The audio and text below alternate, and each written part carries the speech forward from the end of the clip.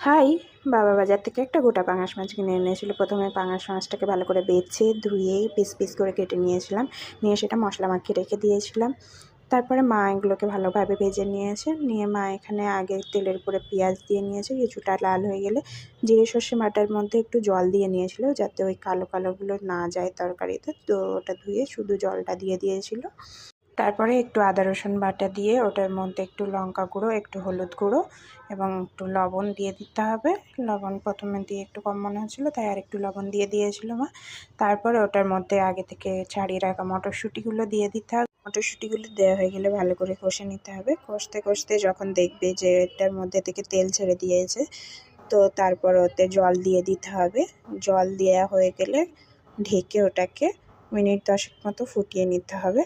তো ওটাকে ফোটানো হয়ে গেলে ওর মধ্যে আগে থেকে কেটে রাখা বেগুনগুলো দিয়ে দিতে হবে। বেগুনগুলো দেয়া হয়ে গেলে ওর মধ্যে এবারে মাছ দিয়ে দিতে হবে।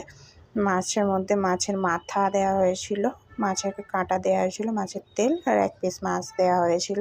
দিয়ে কিছুক্ষণ ঢেকে ওটাকে আবার ফুটিয়ে নিতে হবে। ফুটিয়ে নেওয়া হয়ে গেলে ঢাকনা খুলে ওর উপর থেকে ধনেপাতা ছড়িয়ে দিতে হবে। ধনেপাতা ছড়িয়ে কিছুক্ষণ ঢেকে হালকা ফুটিয়ে গ্যাস থেকে নামিয়ে নিন। গরম গরম ভাতের সাথে পরিবেশন করুন। কেমন লাগলো জানাবেন ভাই।